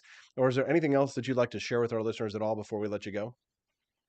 Well, I think it'll be interesting to see how Tim Scott, he's kind of, I don't know, in some ways, I think he's kind of the dark horse. I like Tim Scott overall. A few things I'm not sure about yet, but I would like to see how he performs on the debate stage with people like Vivek Ramaswamy and DeSantis on there. And also for DeSantis, I think probably one of the most important things for him in this is going to be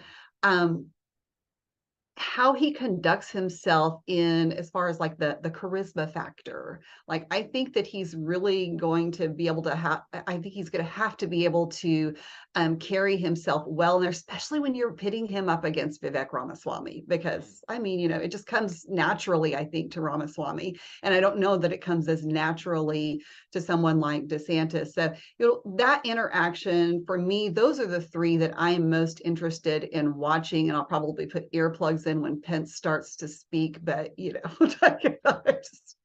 but no, I will be referring people to your coverage tomorrow evening. I wish I could be there, but in my AFP, my Americans for Prosperity capacity, I am co-hosting a debate watch party in the St. Louis area with the Young Republicans and the GOP Central Committee there. And so it's a real mixture of people who are, Trump supporters and not. So we're going to have fun. It should be interesting. If you're in the St. Louis area, feel free to ping me, come join us.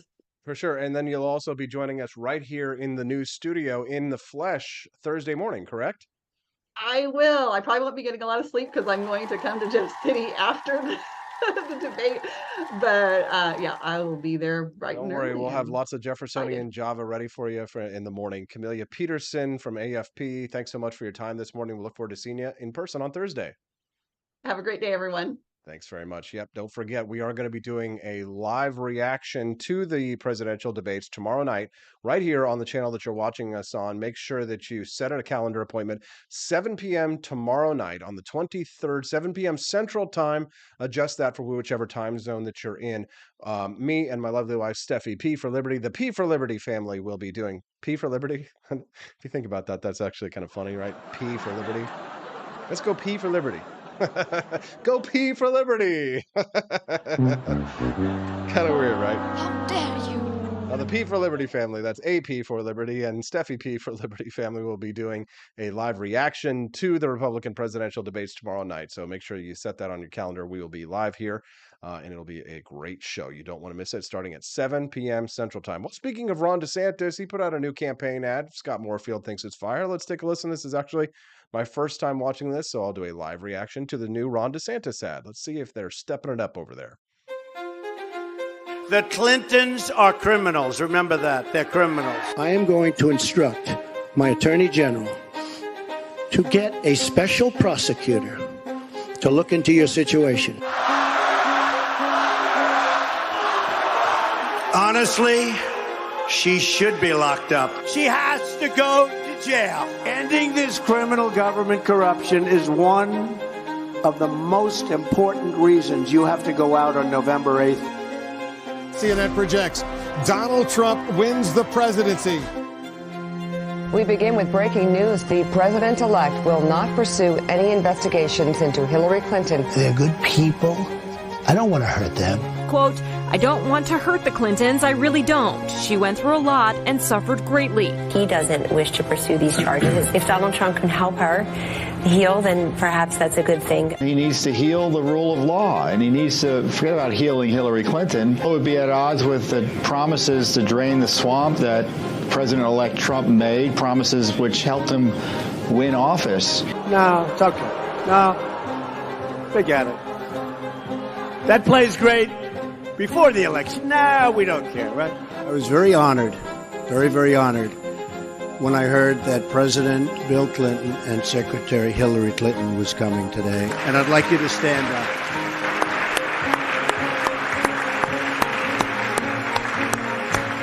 I have a lot of respect for those two people. We all want the same thing. We're all good people. We call her beautiful Hillary now because, that one's over with. Dang, DeSantis, that's pretty damn good stuff. All right, well, there's a lot of conspiracy theories about what happened in Maui, but one thing we know for sure, and that's that the government screwed it up. Anthony Rogers is one of my good buddies. He's a comedian, and he's got a lot to say about what's happening out there. He did a comedy show in Hawaii recently.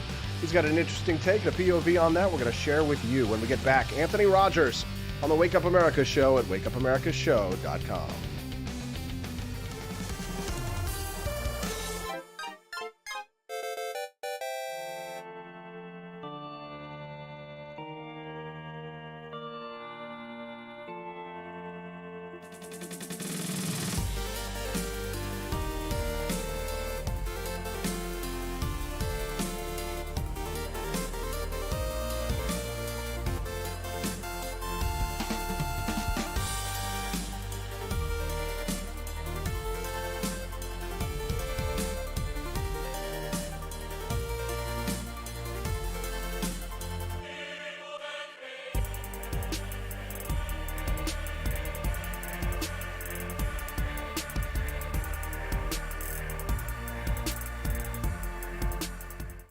It was 1946. A battle was fought, not overseas, but right here on American soil. The Battle of Athens. An intense struggle against election fraud and for the rights promised by our founding fathers. Driven by the Second Amendment, ordinary citizens stood tall and fought back. Help us expose this momentous battle of integrity and bravery. Your support can make a difference. Visit givesendgo.com/bleedamerican and pledge your support, because we believe in the power of truth, the strength of unity, and the spirit of we the people. Let us not forget, we bleed American.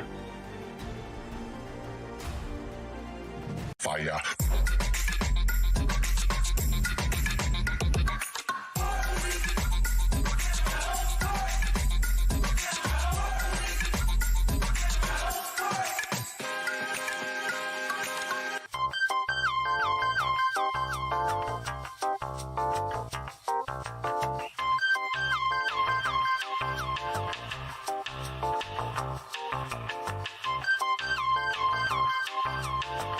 Hello, this is Barack Obama, and let me tell you why Austin Peterson stinks, and you should never pay attention to anything that he has to say. First of all, he's a libertarian, and we all know libertarians are idiots. They don't realize how important government is to everything that we do. I recently became aware that Austin has opened up a libertarian shop at apforlibertyshop.com. Now, I'm asking you as a personal favor to me that you never ever visit apforlibertyshop.com. With all of the great Liberty merchandise there, the last thing that we need to do is to get people spreading this message around the country, because then they might start thinking that they don't need government. And that's the last thing that good Democrats like us want. So if you love democracy, like me, and hate freedom, then don't visit AP for Liberty Shop. Like I said, whatever you do, do not visit apforlibertyshop.com. I'm Barack Obama, and I approve this message.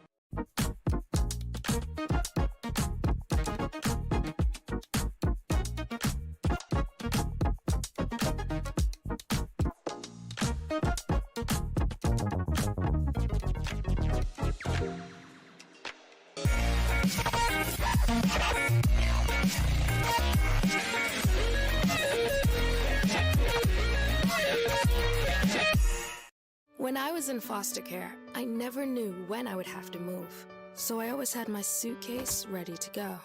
Then one day, I was adopted. My new parents opened their hearts and home to me. My parents cook my favorite breakfast for me every morning. My parents take me on trips I never thought I would go on. They gave me a home and an even better reason to use that suitcase. My parents aren't perfect, but they're perfect for me. I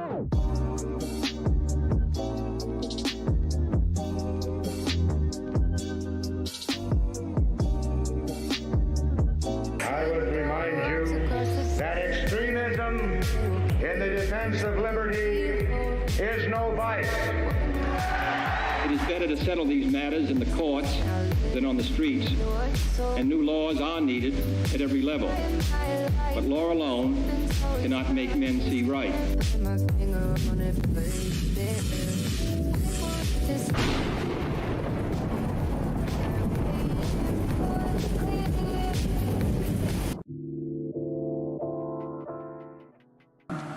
Because there's still some burning on the Big Island, not the one where you see on television all the time. Because there's still some burning on the Big Island. The one you see on television all the time. Is Joe Biden all there? Who knows? Good morning. I'm Austin Peterson. Welcome to the Wake Up America show. We're glad to have you here. Click that like button and subscribe to the channel if you're enjoying the content that you're seeing this morning. I know a lot of you are. It's nice to see a good big size audience today on multiple channels that we're streaming on: Rumble, YouTube, Facebook, Twitter, and probably a half a dozen more. I don't know. It's still kind of early and the coffee is just kicking in. Joe Biden's Maui mishaps. It looks more and more as hundreds of people have gone missing in Maui that we can point the finger at one culprit. But let's get an outside take on this opinion from our good buddy Anthony Rogers. He's the host of the Anthony Rogers Show, and he's getting up bright and early to join us here from the woods somewhere, an undisclosed location. Is that Randy Quaid? No, it's Anthony Rogers. Good morning, Anthony. How you doing, brother? Hey, good morning, bro. I think I need some of your coffee. So I'd be up this early. I need to try some of that out, man. Your thoughts on what's happening out in Maui? I mean, a lot, man. Honestly, it seems like a land grab for sure. We're trying to figure out by who it looks like, you know. I'm not, I mean, there's a lot of theories on who, but I mean, definitely a land grab. Like, I mean, a lot of people are saying like people there just freaked out. I can't get like real answers because like I was like because everybody there just like lost everything, so it's like hard to get like anybody I know in that area is like, I mean, mid trauma, so it's hard to get any answers like out of like people that are there. But I mean, I've read a lot about it, I guess. Yeah. What are your thoughts on the government response so far?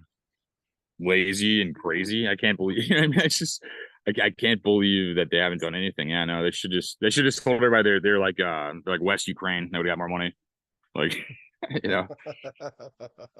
Yeah, it has been insane to see that at the same time that we are sending billions of dollars to Ukraine, Joe Biden was sleeping on a beach in Rehoboth, Delaware, while there are literally hundreds of children that are missing, Anthony. Yeah, this the death toll is crazy there probably too. A lot of people were saying that too, that it's probably way higher than they're saying because at first they're just saying like 100 or something. But it's probably way more. Like it's probably a lot of people died there. How should people react to this? If you're a regular American Joe, let's say you're not as deeply embedded in politics or the news perhaps as us, how should they respond to something like this? I think the people that don't realize Joe Biden's retarded will never realize it. Like it's just like I've like there's been so much evidence. I mean, it'll never change. Like, you're just gonna see what you want to see, and everyone's gonna be like in their own perception and media bubbles, regardless. You know what I mean, there's just. I hope your show title is accurate and everybody wakes up. But I mean, I'm losing I'm losing the hope in that aspect. You know, it just seems like I've shown so many people so many things. They're just like, oh well, he just stutters. I'm like, that's not stuttering. That you're crazy. I mean, that's definitely more than stuttering, Anthony. But I mean, when you look at Joe Biden's performance on this one, I think I saw that he was 39% of his presidency has been spent on vacation. But it's probably not just out of laziness. It's probably just because he's so decrepit, he probably can't do the job. Yeah, it's like elder abuse at this point. Like you almost feel like guilty as like a person making fun of him because like it's just like he's just like a weird puppet. Like you mean like a China pharma puppet, you know, it's just like I don't know. It's just like If you're just tuning into the Wake Up America show, good morning. I'm Austin Peterson. I'm speaking to comedian Anthony Rogers. He's the host of the Anthony Rogers Show. We're talking about the government response to the wildfires out in Maui. Obviously, a terrible tragedy, but one that we can look at and definitely point a finger at certain authorities. Did you see, Anthony, that the people who were in charge, supposed to be in charge of the disaster response in Hawaii, didn't even have any experience? The only experience they had was political science experience. They had worked on the mayor's campaign, and they refused to release water that could have been used to put out the fires because they were concerned about equity of the use of the water. yeah, and the police chief was the same guy from that Vegas shooting too, right? So I mean, there's a lot of weird stuff going on with it, and like it definitely seems like it was on purpose. I mean, like it just, you know what I mean? Yeah, it's like I don't know, I don't fully understand it yet, but I think as it unfolds, we'll have like way more information. It's just kind of, I mean, it definitely seems like a man-made tragedy, you know, or at least like they didn't do anything to stop it. You know, it's weird. Could it have been the Jews? I think it usually is. Yeah, they're the perfect people, so they're the best at everything, even like taking over the world. You know. Yeah, right. But it is funny though, because the conspiracy theories, whenever any major events like this happens, like immediately the fingers are always pointed at the usual suspects: the Jews, the Illuminati, the Bilderberg, the space lasers, and all that stuff. What are your favorite conspiracy theories? I think the Jewish people are the perfect people. Before I get canceled. No, I'm just joking. I don't know, man. My conspiracy theory is probably like lizard people is my favorite, man. Like it's just like the most interesting to me. I don't know how real it is, but it's interesting. Well, which conspiracy theory do you believe then? The Jews? Dude, when I saw Hawaii like that, I was like, is China just burning it down to build a Navy base? I was like kind of freaking out because I just see like all the world getting aggressive and flexing on our sleeping president. So I'm just like trying to watch what's happening, and I know our military is basically compromised. So I'm just like, I'm just like always paranoid, honestly. I'm just like, I mean, the world's. I know you're a good Christian man, Anthony, and I'm sure that watching the military go woke with all of the transgenderism is an abomination to you and something that you find absolutely distasteful. I mean, can you talk to us a little bit about that since you brought it up? Oh yeah, no, I think if there's a World War III, the civilians are gonna have to fight it. Like, I think all our institutions are compromised completely unless we create new institutions to replace these institutions. That like the people are gonna have to handle everything constantly. Like I don't think we have. Joni Rankin over in the live stream says lizard people. She thinks that's what it is. Luke Sacker says he thinks it's the Jewish space lasers. That's a good one. I saw somebody posted the other day that they said that it was actually Russian lasers from space. But then I had to say that there's no way that that's true because you would think that they would deploy that against Ukraine. So um, there's another nightmare scenario. Oh yeah, no, Ukraine just seems like a money laundering scheme. I have no idea how it's even happening still. Like it doesn't even make any sense. Explain that. Well, I mean, all the money going there. I mean, what they sound like we're just washing their money. They're just like, oh yeah, we're just sending all this money here and blah. It's like, I'm to like what? Like a country the size of like Kansas or something. You know, it's like what?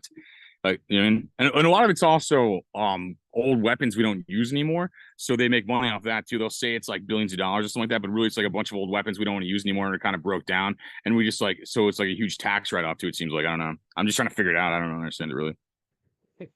He does understand it really, but he's just playing coy. If you're just tuning into the Wake Up America show, I'm Austin Peterson. We're glad to have you here.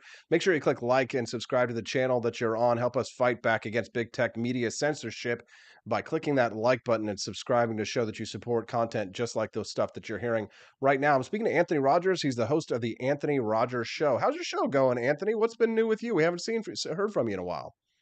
Oh, dude, yeah, no, I've been traveling too much, man. I just know you as soon as I got back, though. I'm like, I need to hit up this show. I'm like, I love this show, man. So thank you on that. But no, I have like, I have Violent J from ICP and a theoretical physicist on tonight, man. It's gonna be, we're talking about time travel, so it's gonna be a weird episode, and I'm hyped about that, to be honest. Like, you know, tell us about that. It's just, I think it's gonna be hilarious. Like a guy from ICP and a physicist talking about time travel. I mean, I think it's gonna be. I mean, to me, that's just like a circus, and I kind of like that aspect. You know, it's like it adds a little bit of wildness to like information. You know. Well, what specifically about time travel are they going to be discussing?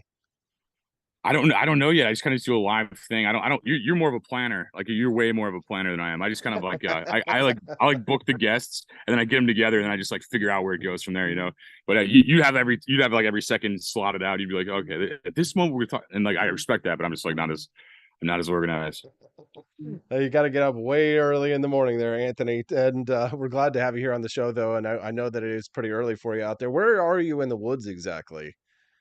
That's none of your business. It's a very Randy Quaid style answer out there. And don't you live in like a converted school bus? Yeah, I have a school bus right over here. Yes. Tell our audience about this bus. Oh, I hate giving banks money, so I basically live in a bus. So I'm not paying like $2,000 a month to live in a ranch style house. You know, I just like I feel like $2,000 a month better in my pocket. You know, it makes a lot of sense. Have you been following the news about central banks trying to push for a digital currency? Oh yeah, we're definitely in like revelation probably. I mean, you know, the mark of the beast, one currency, one. I mean, we're definitely probably the closest we've ever been to that globalization thing. When I was a kid, Anthony, my mom used to talk about the end days, and she said that there would be a mark of the beast, and that the mark of the beast would be. She said that it would be a microchip that they would implant in your hand that would prevent you from being able to buy or sell if you do not worship the Antichrist. Literally the other day, I watched a Whole Foods video where a liberal white lady was beeping her hand at the Whole Foods thing, and she was so excited about paying for her food with a microchip in her hand. Is that the mark of the beast? Training wheels to it, man. I mean, the technology in the world is going that way. It just takes an evil person to swoop it, you know. And then that's kind of what we're trying to deter. I feel like is like human beings to just kind of keep like freedom going. I mean, your entire show's devoted to freedom. I mean, so you get it, man. Like it's like you know, you don't necessarily have to be a Christian to fight globalists and like deprogram people from it, you know. But I think that like I mean, yeah, dude, it just takes an evil person swooping where technology's at right now. Because like in the 70s, it was a big deal for like Elvis to do the Aloha from Hawaii special because it opened up press and media to New Zealand and like Oceania area and stuff like that. And that was like a huge thing in like 74, I believe. And now we're like way past that. And like now, you mean like technology, like pretty much, yeah, Amazon's doing what you said, Whole Foods is doing what you said. Like it's like, yeah, we're very, very close. I mean, and it's just like it's not looking good for us, you know. If the Antichrist does come, it'll be ushered in by a liberal white lady. Wouldn't you agree?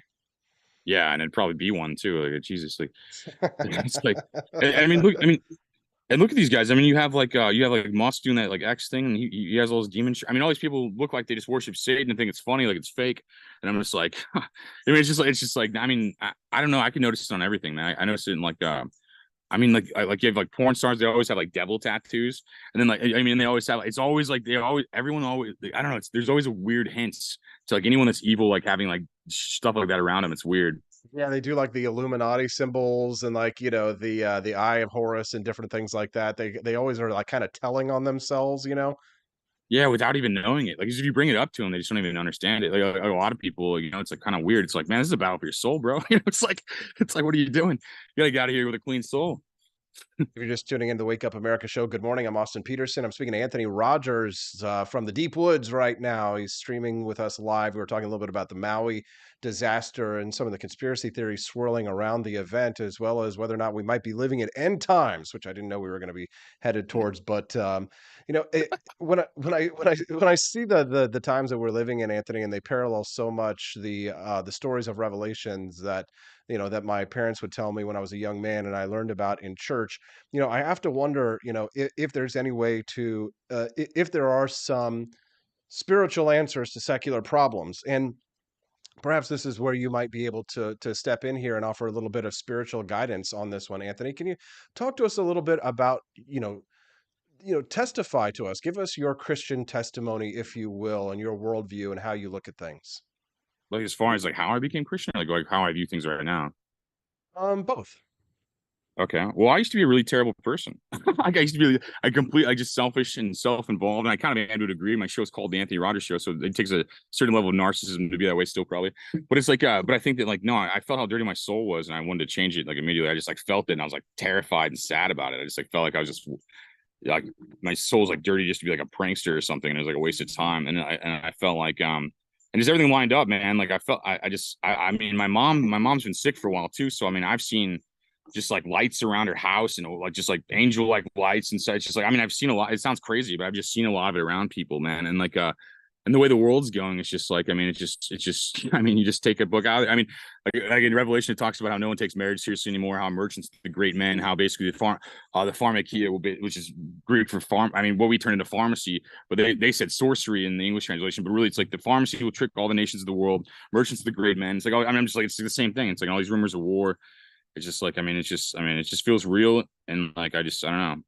Talk to us about the corruption of the church, because Anthony, while that I'm not a religious person, I look at what's happening with the church right now, and I'm perplexed because despite the fact that I have very socially probably different worldviews than you do, when I look at the church and I see that they are putting women in the role of priests and pastors, and there's this debate in the Baptist community about putting women, at the head of the church as the pastors, I say to myself, the church ain't what it used to be. And you see these, I think they're Anglican churches and stuff where they're not only are they putting women at the head of the church, but they're putting gay people, gay women and lesbians and trans people at the head of these churches. I mean, that is a real head scratcher for me. And I've seen people defend it. I had a libertarian presidential candidate on my show who has the gay pride flag next to the Christian cross. He considers himself to be, I think it's a Presbyterian, and he's a gay man who calls himself an out and out Christian. I mean, how do you respond to things like that? One, the question of women as pastors, and two, the open toleration of homosexuality in the church. I feel like the devil's obsessed with mocking God and mocking all of his institutions. And I think that basically, if I was the devil, I'd do the same thing. I'd turn church into a place of Satanism, and I'd turn to the Bible. And I'd do the same thing. I could totally see you. I mean, it's just evil, man. It's just like, it's just mockery of God constantly. You know what I mean? That's like that's what the evil likes for some reason. It really loves mocking God. Like, I don't understand it. And like ritual. So I went to like a Catholic church, man, and like they had these pictures of like male model Jesus, and I'm like, that's Lucifer, dog. Lucifer was the most beautiful angel. Jesus was like a rugged man. He was, he was like he was like weird. They had like pictures of like what I think is Lucifer in the Catholic Church just up on the walls and like gold everywhere. And I'm just like, that's not God, bro. God doesn't care about all these material things. That's crazy. You know what I mean? To me, I think. I mean, I don't know. Is there any particular denomination that you identify with, Anthony? I mean, I guess Christian in the sense of I believe the story of Jesus Christ and stuff like that, and like I serve God, but I think like from my experience, most organized religions are scams, and like I don't even like saying that. And a preacher, I heard a preacher say it best. He goes, "Well, if you think there's a lot of hypocrites in the church, and that's why you don't go, I feel like you'll fit in." You know what I mean? That was probably the best way I've heard sum it up. Is like these small town ones are about God and stuff, man. But there's always that ego, because I mean, I'm a public speaker. I mean, you are too. So it's like you understand that it takes a certain amount of ego to do this, and a preacher is no different, I imagine, and I don't think that's very. I don't know. It's hard to stay righteous when you're like a public figure, No, absolutely, it's true, and I've seen many people that grew up with, and people that grew up with in the liberty movement that went on to become hugely famous and popular, and they turned their back on everything that made them who they were once they realized that there was a lot more money and power in it. Anthony, do us a favor, man. Plug your show for us. Let people know where they can find out more about what it is that you're doing, and hear that awesome discussion about time travel with ICP and a physicist. That sounds exciting. Dude, that's crazy to me. I can't believe that's even happening. But yeah, no, I like ask people, and people are saying yes more often now, so it's kind of interesting. But yeah, no, it's on Spotify on video. Like Anthony Rogers shows on Spotify now on video. It's like YouTube, Roku, on Anthony Rogers TV, on Fire TV, same thing. You can just Google Anthony Rogers show, and there's a million options, and like it comes up pretty fast. And like there's no D in Rogers. Like people spell it that way sometimes. Rogers. Go Anthony Rogers, Rogers. Follow him on Spotify. And are you are on Twitter? You're not on Twitter? A little bit, man. Not as much. I got they do. Whenever I was like verified and like had people on there, they deleted me, and I'm still kind of petty about that, to be honest. So I have a low Twitter, because like I can't stay away from it. But at the same time, I don't have that same drive to shamelessly self promote on things that delete me. So it's like a hard balance. Like I'm killing it on Instagram, like YouTube right now, but like I still have everything. But it's like they just keep deleting it, man. It's like no matter what, you just build up an audience, they delete it, and it's just like it gets old. And so I'm doing real life stuff now. They can't delete me in real life. Anthony Rogers, that mother effer is real. Tiffany Gomez, I think, would confirm that, the crazy airplane lady. Anthony Rogers, the Anthony Rogers Show. Thanks for getting up early, brother. And I think you've demonstrated today that a big old beard is just as good as a t-shirt. Thanks so much for your time. Have a good one, Anthony Rogers. What do you think of Anthony? Send us a text at 573-319-1586. That's 573-319-1586. All right, one last story before we go. This is a big one. World Chess just placed restrictions on both trans women and trans men. Big story, and it definitely is the one that's going to get people talking for sure. Rugby, swimming, track and field. Transgender women have been banned from international women's events in a growing number of sports, as they should be, in theory. Even though I don't support that, I think that they should all have to compete on a level playing field, because as the feminists tell us, we are all equal. And you want equity? I say that the ladies should get the equity right in the face, or at the chessboard. But the latest to make this list of where trans women and trans men have been banned is at the chessboard. The International Chess Federation will effectively stop allowing transgender women from participating in women's competitions until, quote, further analysis can be made, which could take up to 2 years. The organization is going to take a step further, though. It will remove some titles won by players who won in women's categories and later transitioned to male, and it will also remove some titles that were won by transgender men. You can't make this stuff up, folks. New policies go in effect coming on Monday. So they put out a statement, said that they recognize this is an evolving issue for chess, and that besides technical regulations on transgender regulations, further policy may need to be evolved in the future in line with research evidence. That's a lot of fancy speak.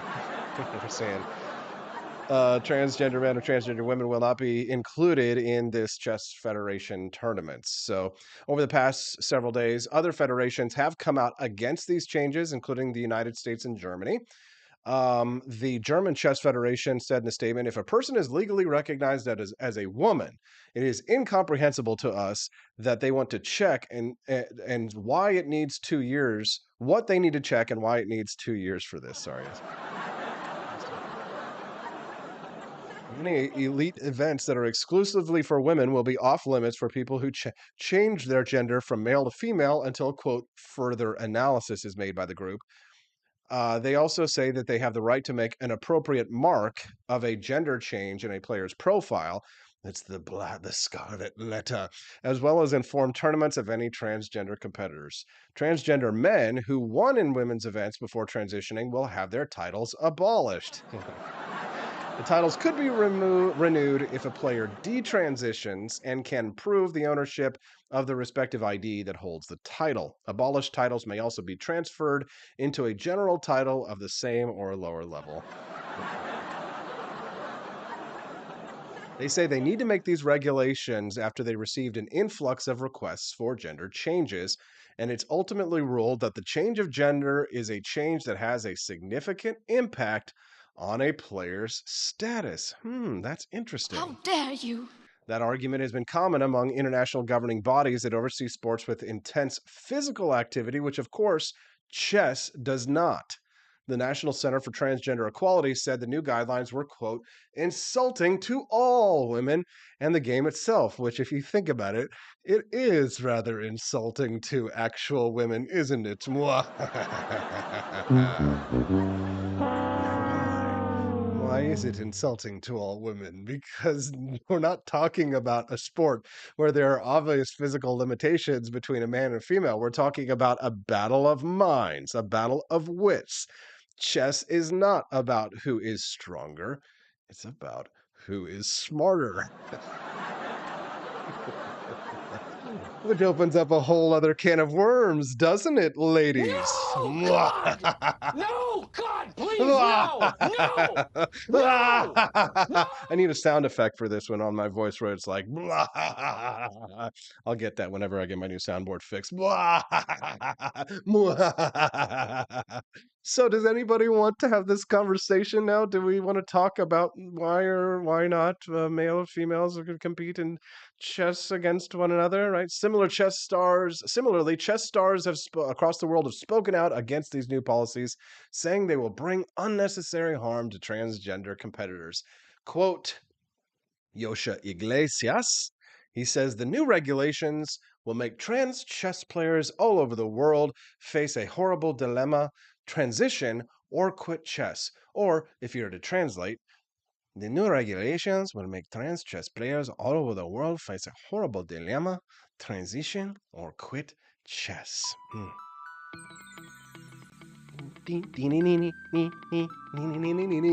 guess we're not going to have time to have a long, detailed discussion about this one, but I think it would be a lot of fun. Jared Thatcher says, can we start a libertarian channel with a whole lineup? Who comes after AP for Liberty? You know, I'm working on that, actually, Jared, but there's only one way to help make that happen.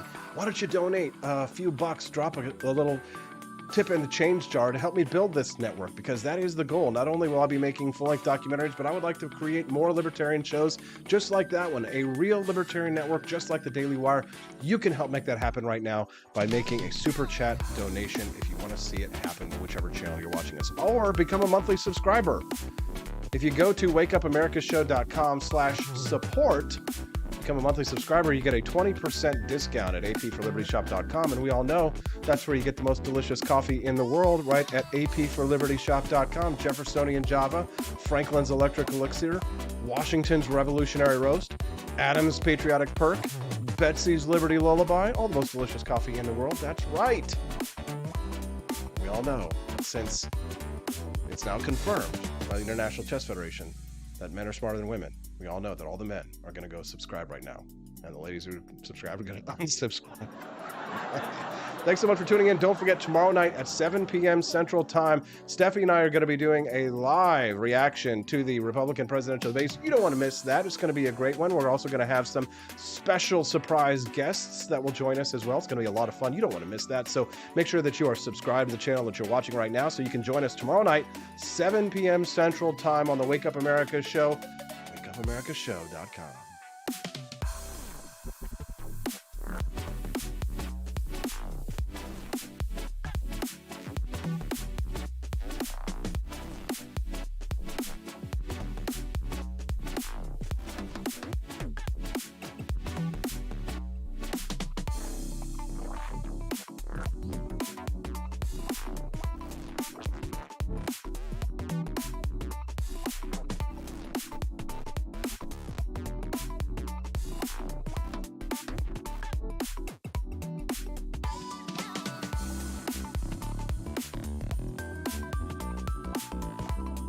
have to force behaviors, and at BlackRock, we are forcing behaviors.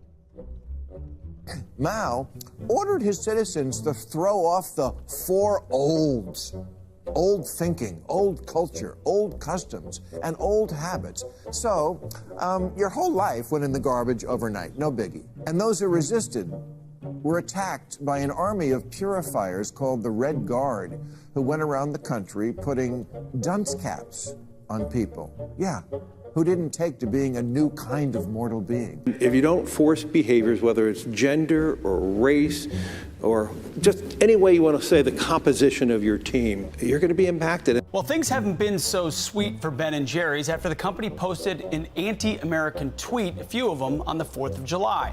The ice cream makers declared the United States was founded on stolen indigenous land. Well, someone should tell Target that, because they're now selling swimsuits with tuckums in the women's section of the store.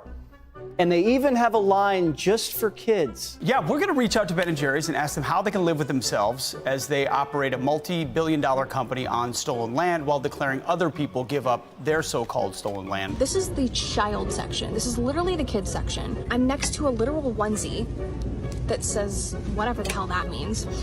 We have "Glad you came out" and "I'm so happy that you're queer" in the kids section. Are you kidding me? I'm sorry, but pride and toddler don't belong in the same sentence. Good news! Starbucks will offer its workers reimbursement of travel expenses related to accessing abortion and gender-affirming procedures. Kyle Rittenhouse was seen wearing a Black Rifle Coffee Company shirt, and they wanted to distance themselves from that individual. Key employees at the company also were donating to Democrats. Hafer doubled down on throwing many in his base under the bus, describing them as racist and a repugnant group of people.